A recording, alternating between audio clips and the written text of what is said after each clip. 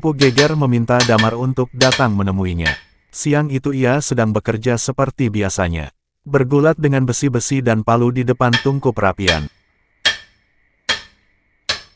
Namun karena mertuanya memanggil, terpaksa ia menghentikan pekerjaannya. Saat itu di teras depan rumah Empu Geger, ada dua orang tamu yang mengaku sebagai utusan dari kerajaan. Mereka membawa kabar tentang pemilihan prajurit yang sedang diadakan di istana, dan Damar adalah salah satu yang beruntung mendapatkan undangan langsung, karena jasanya yang sempat beberapa kali menyelamatkan putri.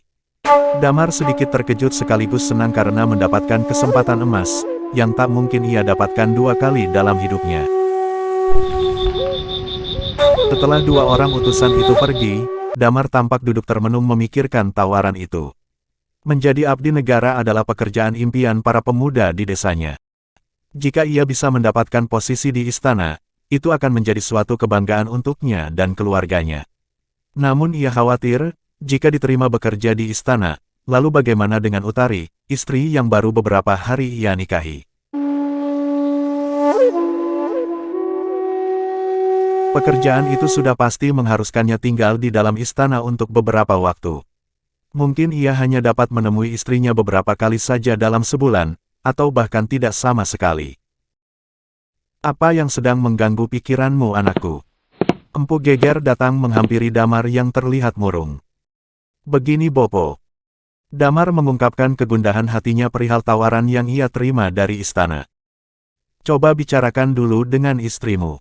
Kau harus mematuhi semua keputusannya nanti, jawab Empu Geger yang terdengar sedikit egois. Baik Bopo. Damar pergi menemui Utari di kamarnya. Mula-mula Damar khawatir tak akan mendapatkan izin dari istrinya. Namun ternyata di luar dugaan. Iya, aku setuju Kakang. Utari terlihat sangat yakin dengan ucapannya. Tak disangka ia langsung mengiyakan keinginan Damar. Utari sakit hati karena beberapa temannya sempat mengolok pekerjaan Damar yang hanya seorang pembuat pedang, sedangkan teman-teman Utari bersuamikan orang-orang terpandang. Ada yang saudagar, anak kepala desa, bahkan pejabat kerajaan. Hal itu membuat Utari merasa kecil di hadapan mereka semua. Jika Damar berhasil memasuki istana, maka ada hal yang dapat ia banggakan di depan teman-temannya nanti. Walau ia pun sebenarnya khawatir, karena di istana pasti banyak dayang-dayang cantik yang bisa saja membuat Damar berpaling. Namun gengsinya jauh lebih tinggi dari rasa khawatir yang ia miliki.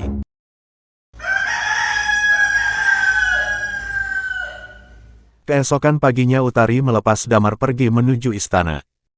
Aku berangkat Utari. Damar berpamitan pada Utari dan keluarganya.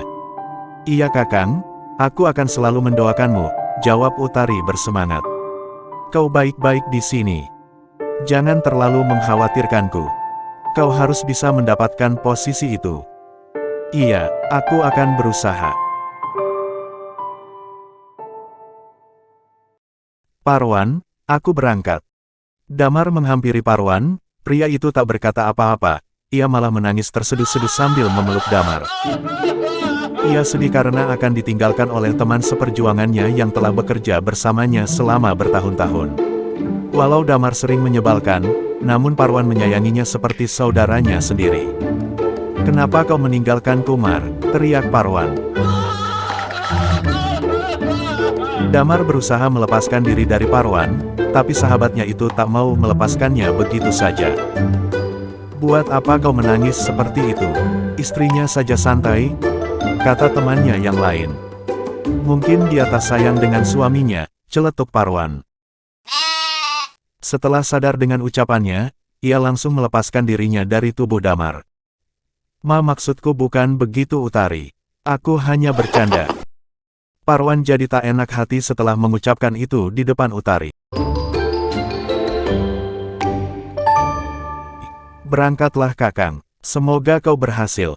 Utari tak mempedulikan perkataan Parwan, ia tampak kesal setelah mendengar itu dari mulut Parwan.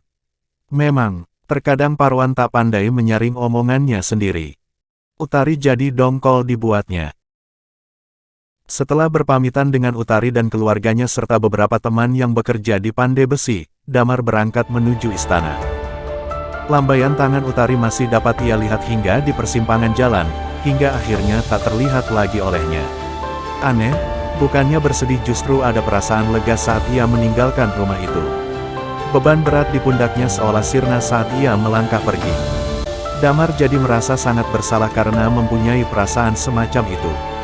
Ia merasa seperti seorang pengecut yang lari dari tanggung jawab, pergi meninggalkan wanita yang telah ia bohongi dengan cinta semu yang ia berikan. Sepanjang jalan ia terus berpikir, menikah adalah sebuah komitmen seumur hidup, seharusnya ia tak perlu memaksakan diri daripada nanti akhirnya sama-sama tak bahagia. Namun semua telah terjadi, ia hanya bisa pasrah menyerahkan semuanya pada sang pembuat hidup.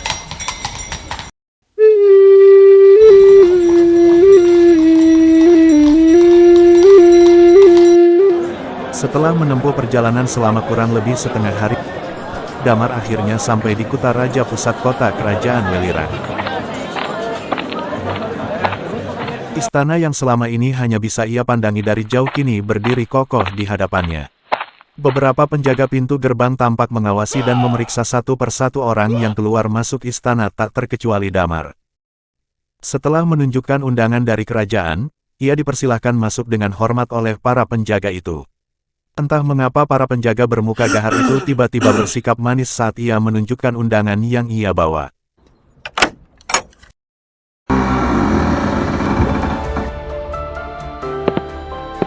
Damar semakin berdecak kagum saat pertama kali menginjakkan kaki memasuki halaman istana. Ia seolah berada di dunia lain, sebuah negeri dongeng yang selama ini hanya ia dengar dari mulut ke mulut.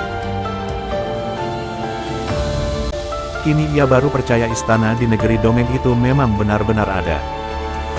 Maklumlah jika ia sampai terkagum-kagum, selama hidupnya ia hanya melihat hamparan sawah dan hutan saja. Kehidupan istana menjadi hal yang baru untuknya.